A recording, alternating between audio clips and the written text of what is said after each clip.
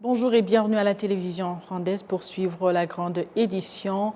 Cérémonie de mémoire ce dimanche du génocide perpétré contre les Tutsis en district de Karongi à l'ouest du pays. Ces cérémonies de mémoire ont été rehaussées par la présence du président du Sénat ainsi que certains parlementaires de deux chambres ensemble avec la population du district de Karongi. Patrick Nilidandi nous fait le point. Au mémorial de Mubuga, 25 corps de victimes du génocide perpétré contre les Tutsis en 1994 ont été enterrés en toute dignité après avoir été récupérés dans différents endroits où ils avaient été jetés. Le président du Sénat, Dr Kalinda François-Xavier, a indiqué que les dirigeants devaient se soucier du serment qu'ils font en prenant leur fonction, celui de servir et protéger leur peuple.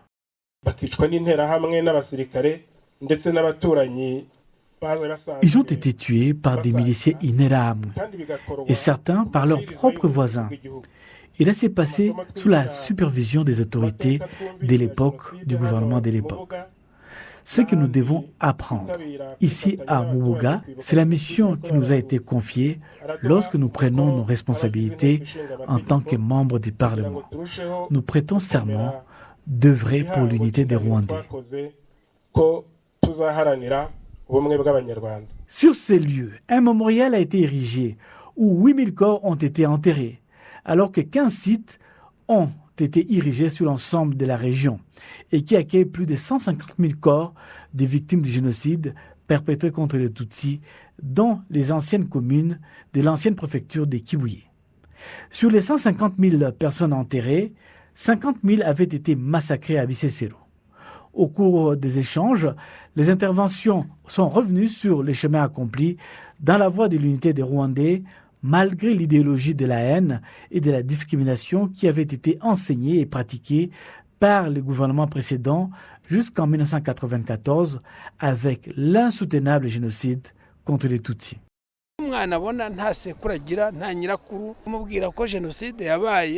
Quand on voit un enfant et qu'on ne peut revoir son grand-père ou sa grand-mère, mais malgré tout, nous devons être capables de pardonner à nos voisins. Ça contribue aussi à construire notre société. Le président d'Ibuka en district de Karongi, Ngarambe Vedast, a fait remarquer que le pardon accordé devait être l'élément déclencheur pour ceux qui connaissent la vérité sur le lieu où les corps ont été jetés pour les dévoiler, afin que leurs familles et leurs proches puissent leur offrir une sépulture décente.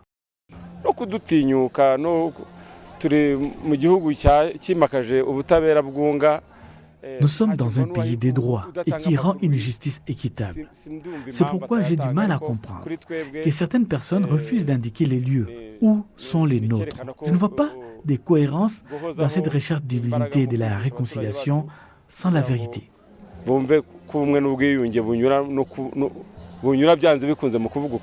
Au cours des témoignages des rescapés de ces drames, un nom est souvent revenu, celui des religieux, le prêtre Hitayezu Marcel, qui au plus haut sommet des tueries, n'avait aucune pitié pour les Tutsis harcelés par les tueurs qui cherchaient refuge à l'église de Mubuga.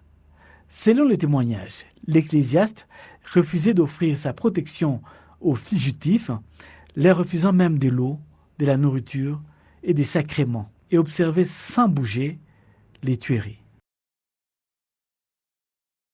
Dans le même esprit de mémoire, unité et renouveau, parlons de la 29e commémoration du génocide perpétré contre les Tutsis en district de Ruhango. Dimanche, la présidente de la Chambre des députés, honorable Mukabalisa Donatille, qui était sur place, a exhorté les Rwandais à prévenir et à lutter contre les discriminations. Suivons les détails.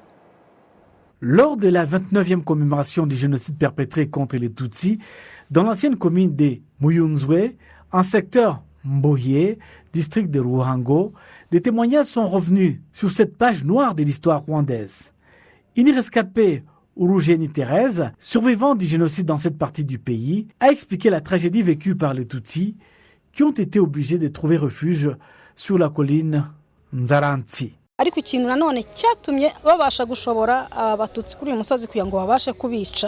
Les tueurs ont utilisé des stratagèmes pour conduire de nombreux Tutsis vers un point commun, afin de les massacrer et les exterminer plus facilement. abatutsi bose bajya ku misozi bagira igihe cyo kubica nicyo kintu cyabashoboje no kwica abantu benshi. Le représentant des rescapés de Mayunzwe, Jean Kouraïja, a appelé la jeune génération à lutter contre la reconstruction de leur pays et son développement.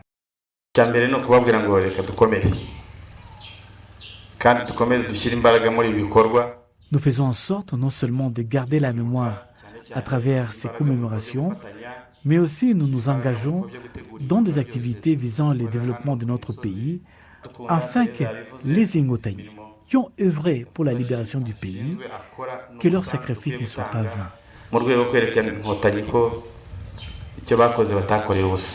La présidente de la Chambre des députés, Mukabalisa Donatil, a exhorté les Rwandais à lutter contre les discriminations et à œuvrer pour le développement social de la population et le progrès économique du pays.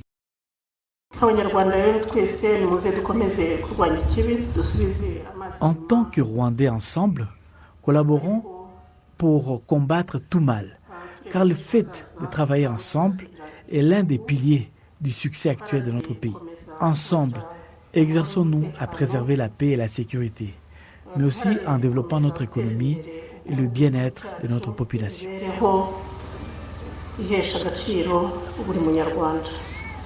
Les mémorials du génocide des Mayunzwe est le dernier lieu de repos de plus de 950 victimes du génocide perpétré contre les Tutsis dans cette partie du pays. Les responsables du district indiquent que pour fusionner les différents mémoriaux, ils prévoient de déplacer 4000 corps de Nyakare afin de leur offrir une sépulture décente au mémorial des Mayunzwe. Les jeunes qui ont remporté la compétition des mathématiques au niveau du continent africain encouragent le reste de leur génération à ne pas avoir peur des maths dont ils peuvent même se servir en termes de créativité et d'innovation. Je vous propose un récit qui vous en dit plus. Youssef Kenan de l'Algérie et Ibaël Farchoui du Maroc ainsi qu'Ornella Oumukondo du Rwanda ont été premiers à la compétition des mathématiques qui avait rassemblé plusieurs élèves africains. Je dirais qu'il faut d'abord aimer les maths, ne pas informer le cerveau que les mathématiques sont compliquées. C'est plutôt une porte qui donne à plusieurs opportunités. C'était pas du tout facile. On travaillait très dur pour atteindre ce bon classement en tant que Marocain. Le professeur Sami Allah, le directeur général de AIMS, l'Institut africain des sciences mathématiques, s'exprime à propos de cette compétition qu'ils ont eux-mêmes organisée. Développer les compétences en mathématiques de nos étudiants ici au Rwanda et à travers tout le continent ne peut qu'être bénéfique parce qu'ils vont utiliser ces compétences en mathématiques pour résoudre les vrais problèmes qu'on rencontre dans la vie et participer à l'innovation. Et en fin de compte, cela va permettre à développer le Rwanda et développer tout le continent. Les mathématiques, c'est vraiment une science qui est à la base de beaucoup d'innovations scientifiques. La ministre rwandaise de l'Éducation, Dr Valentine Uwamariya, indique que ce genre de compétition est d'une importance capitale.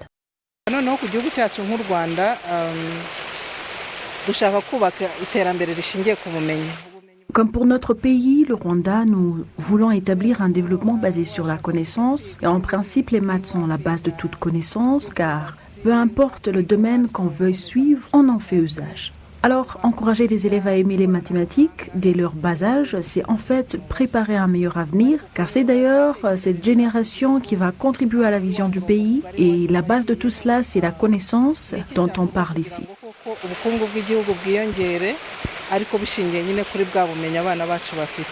Cette compétition a rassemblé 176 élèves de 32 pays du continent africain et c'est la troisième fois que le Rwanda participe à cette compétition et selon la participation, le Rwanda occupe la 4e place.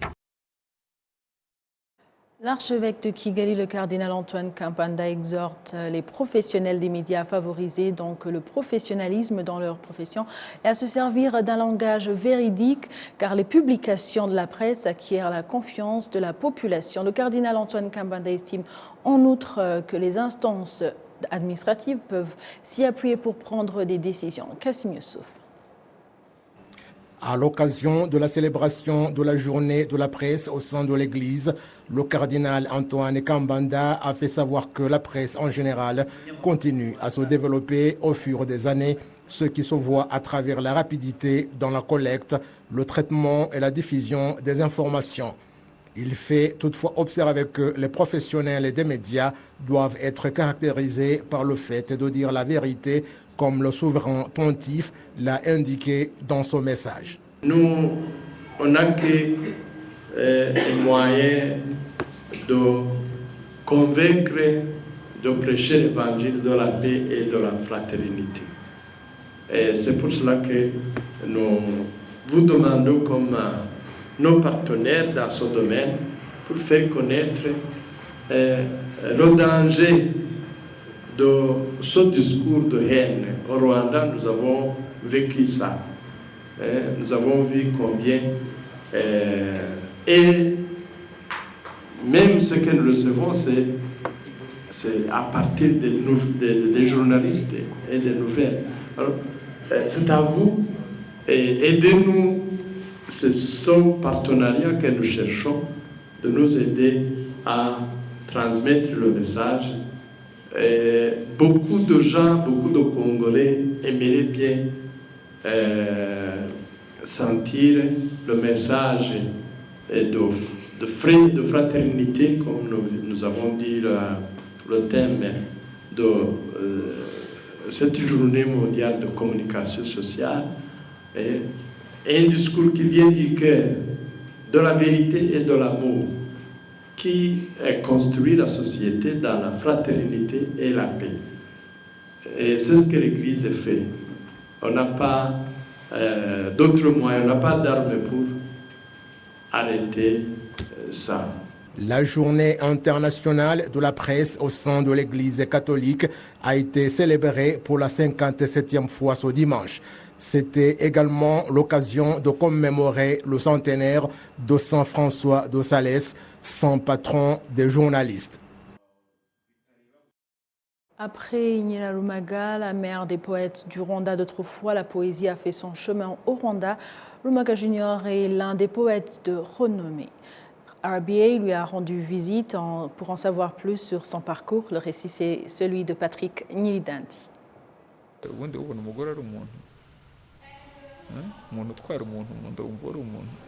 Il est né un certain 3 juillet. Son nom, Rumaga. Humble, calme, mais quand vous lui parlez, vous parvenez à déceler son immense talent. Il parle un Kinyarwanda profond, de la poésie. C'est tout ce que vous entendez à travers sa voix. Il a commencé à expliquer ses débuts. iba harari igikeri kandi nanjye ndarohama nkunda kubona abandohora n'ingumi zibishye ndazimira ubundi gatama kampuma n'urugo rwanjye nkarucaho ngacumbikirwa na polisi ndi kwiga mu wa kabiri mu séminaire badusaba gwimbi. Quand j'étais en 2e secondaire, ils nous ont demandé d'écrire des poèmes.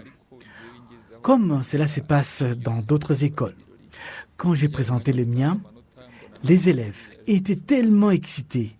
Et même d'autres classes sont venues me voir.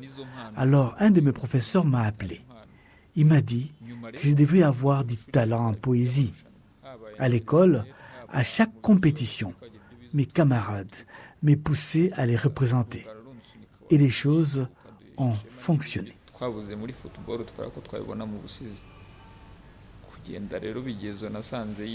Le 9 mars 2019, son premier poème intitulé Umvute a été publié. Parmi ses meilleurs poèmes et les plus agréables, il y a Umugore si umuntu, Kibobo et d'autres qui étaient très populaires et ont laissé un impact sur tant de gens.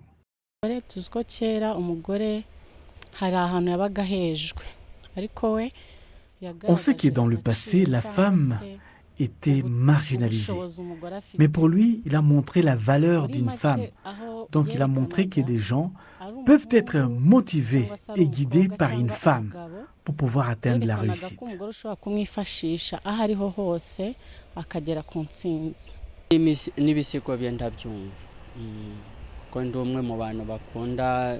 J'écoute ces poèmes parce que je suis parmi les gens qui aiment la culture rwandaise. C'est pourquoi j'apprécie ces poèmes. Ils donnent un message. La plupart de ces poèmes sont dans un Kinyarwanda profond et encouragent les jeunes à parler leur langue et à la pratiquer. Ses rêves incluent travailler dur et faire de la poésie d'une manière professionnelle, mais il veut aussi aider les jeunes qui veulent se lancer dans la poésie.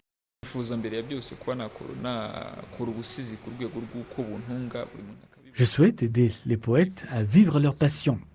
Je souhaite faire de l'art pour l'impact. Si je reçois parfois des commentaires des personnes à qui mes poèmes ont beaucoup aidé de différentes manières, et je souhaite faire de l'art qui donne vie à notre nation et à nos familles en général.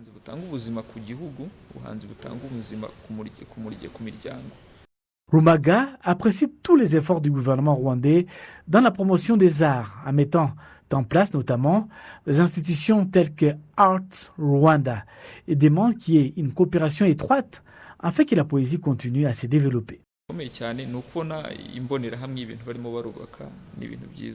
Ce qui est plus important, ce sont les choses qui peuvent construire.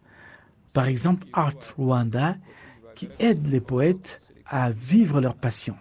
Je demande à ce que les poètes soient toujours impliqués, afin qu'eux aussi puissent inspirer les jeunes.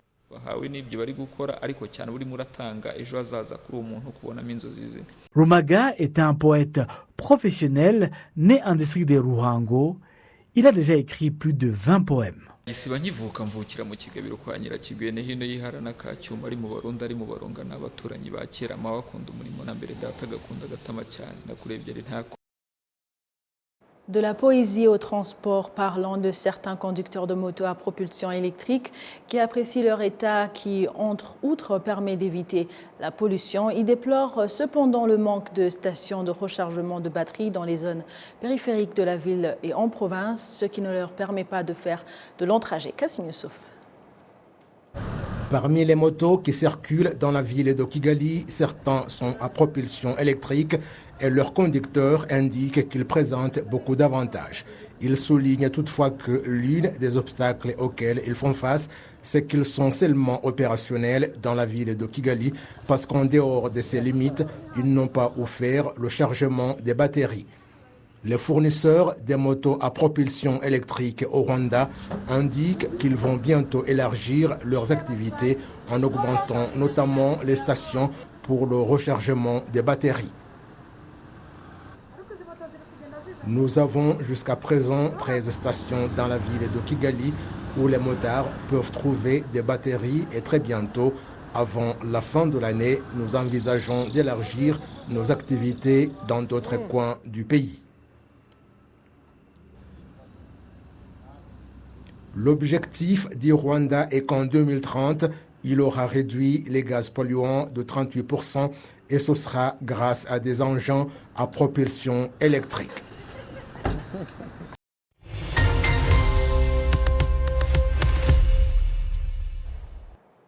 Voilà, c'est par ces images que nous clôturons notre édition. Merci à vous tous qui étiez au rendez-vous d'actualité d'aujourd'hui. Au nom de toute l'équipe qui a réalisé la grande édition, je vous souhaite de passer une excellente suite du programme de la télévision rwandaise. J'étais avec Amandine Dikomasabo. À la prochaine et d'ici là, portez-vous bien.